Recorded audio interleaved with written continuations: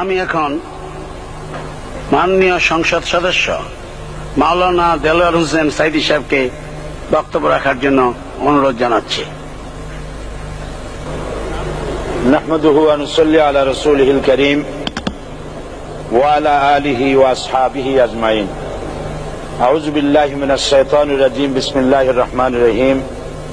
মাননীয় স্পিকার, আপনি এই মহান সংসদের স্পিকার হিসেবে নির্বাচিত হয় আমরা জাতীয় সংসদের পক্ষ থেকে আপনাকে অন্তরের অন্তঃস্থল থেকে মোবারকবাদ জানাচ্ছি। মাননীয় স্পিকার, আমি আজ এই সংসদে দাঁড়িয়ে ওই মহান আল্লাহ পাকের প্রশংসায় সেজদা অবনত হচ্ছি, যিনি 1 অক্টোবরের ব্যালট যুদ্ধের মাধ্যমে সুদীর্ঘ 5 বছরের দুঃশাসন, সীমাহীন দুর্নীতি, ইসলাম বিরোধী কর্মকাণ্ড, দেশব্যাপী ভয়াবহ সন্ত্রাসের মোকাবেলায় 4 দলীয় ঐক্য জোটের মহা বিজয় দান করেছেন এবং যার ফলশ্রুতিতে আজকে আমরা এই মহান সংসদে দাঁড়িয়ে কথা বলার সুযোগ লাভ করেছি। মাননীয় স্পিকার, আপনার মাধ্যমে আমি আমার অন্তরের অন্তঃস্থল থেকে দেশবাসীকে ধন্যবাদ জানাই। বিশেষ করে আমার নির্বাচনী এলাকা পিরোজপুর, নাজিরপুর, ইন্দুরকানীবাসী ভাই বোনদের প্রতি কৃতজ্ঞতা জানাই, যাদের অক্লান্ত পরিশ্রমে এবং মূল্যবান ভোটের মাধ্যমে আমি নির্বাচিত হয়ে মহান সংসদের সদস্য হওয়ার সুযোগ লাভ করেছি। মাননীয় স্পিকার, বাংলাদেশের 13 কোটি মানুষকে যারা পরিচালনা করবেন, আজকে তারাই এই মহান সংসদে বসে আছেন। আমি আপনার মাধ্যমে তাদের উদ্দেশ্যে কিছু কথা বলতে চাই। জবাবদিহিমূলক সরকার, কল্যাণমূলক সরকার ও সুস্থ প্রশাসন, এই বাক্যগুলি আমরা প্রায় শুনে থাকি। এই বাক্যগুলির অর্থ সরকার স্বৈরাচার নয়, বরং জনগণের কল্যাণে জনগণ নিকট দায়বদ্ধ সরকার, যা আব্রাহাম লিঙ্কনের ভাষায় by the people, for the people, of the people. বর্তমান পৃথিবীতে মূলত গণতান্ত্রিক দেশে এখন সরকারকে বিবেচনা করা হয়।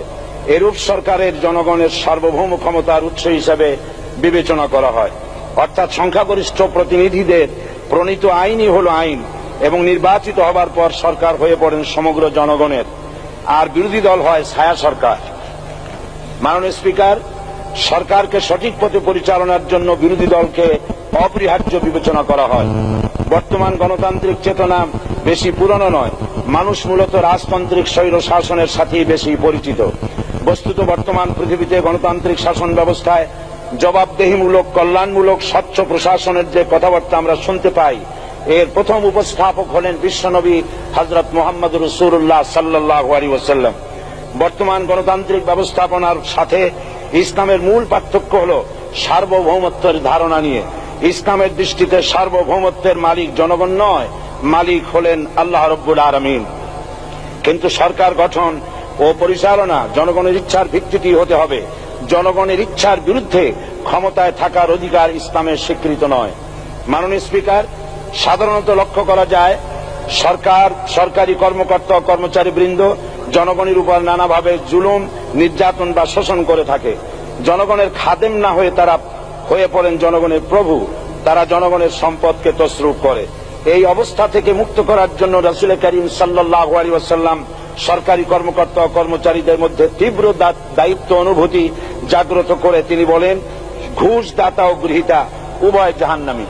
নবী করিম সাল্লাল্লাহু আলাইহি ওয়াসাল্লাম আরো বলেছেন, আমরা যদি কাউকে কোনো রাষ্ট্রীয় দায়িত্ব প্রদান করি, তখন সেই ব্যক্তি তার ব্যক্তিগত কাজ যতটা নিষ্ঠা ও আন্তরিকতার সাথে পালন করে, রাষ্ট্রীয় দায়িত্ব যদি সেভাবে পালন না করে, তবে কিয়ামতের দিন তাকে উল্টো করে জাহান্নামে নিক্ষেপ করা হবে।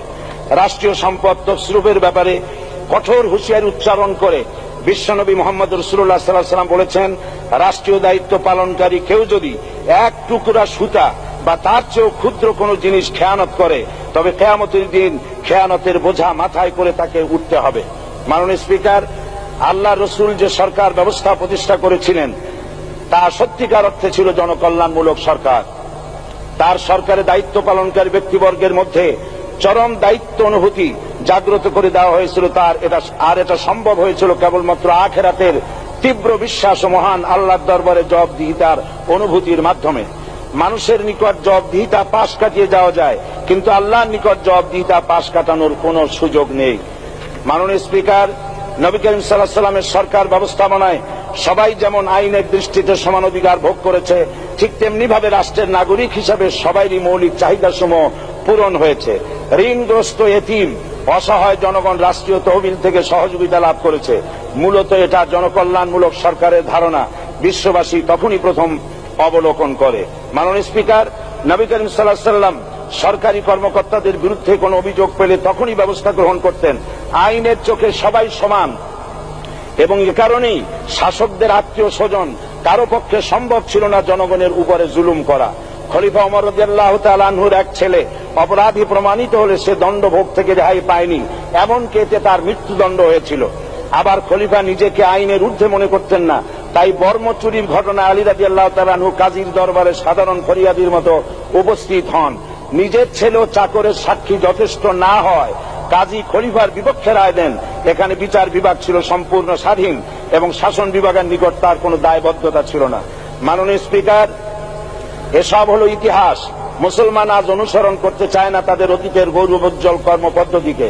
সে এখন কাফির মুশরিকদের কিরানক স্বার্থ পূজারী আখেরাতে জবাবদিহিতা শূন্য বাগাড়ম্বর এক জাতি। মাননীয় স্পিকার, যে জাতির এক পূর্বসূরি মাথায় আটার বোঝা বহন করে নিয়ে চললেন আর বলে গেলেন, মানুষ কেন ফোরাতের কূলে যদি একটি কুকুরও না খেয়ে মারা যায়, তবে এই ওমর রাদিয়াল্লাহু তাআলা আনহুকে কিয়ামতের দিন আল্লাহর দরবারে জবাবদিহি করতে হবে। আর আজ সেই জাতির দায়িত্বশীলরা জনগণকে অভুক্ত রেখে তাদের মুখের গ্রাসে ভাগ বসায়। জনগণ তাদের নিকট উপস্থিত হলে মনে হয় যেন গোলাম প্রভুর দরবারে উপস্থিত হয়েছে, আর অহেতুক উৎকোচ দাবি করে তাদের উপর জুলুম করছে। আর আল্লাহ পাক জালিমকে কখনোই পছন্দ করেন না।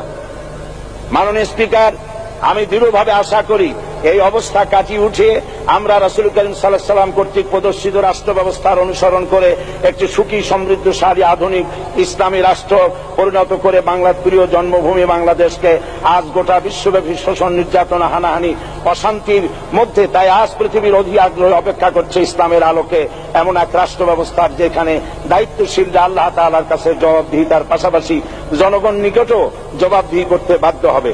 মাননীয় স্পিকার, অনেক ত্যাগ ও তিতিক্ষার রক্তের বিনিময়ে গড়ে উঠেছে আমাদের গণতান্ত্রিক প্রতিষ্ঠান এই জাতীয় সংসদ। এই সংসদের সম্মান রক্ষা করার দায়িত্ব আমাদের সবার। গণতান্ত্রিক চর্চা, গণতন্ত্র প্রতিষ্ঠার স্বার্থে আমি আজ প্রধান বিরোধী দল আওয়ামী লীগকে সকল হিংসা, বিদ্বেষ ও পরাজয়ের গ্লানি ভুলে গিয়ে সংসদে যোগদানের উদাত্ত আহ্বান জানাচ্ছি। পরিশেষে আমি আপনার মতো সর্বজন শ্রদ্ধ একজন মার্জিত ও সুশিক্ষিত ব্যক্তিকে এই মহান সংসদের স্পিকার হিসাবে লাভ করে আমরা আনন্দিত হয়েছি। আমাদের সংবিধানের সংরক্ষণ, সমর্থন ও নিরাপত্তা বিধান এবং আপনার অভিভাবক সুলভ নিরপেক্ষ আচরণ ও সংসদকে ধন্য করবে বলে আমরা বিশ্বাস করি। আপনাকে ধন্যবাদ। আসসালামু আলাইকুম ওয়া রাহমাতুল্লাহ।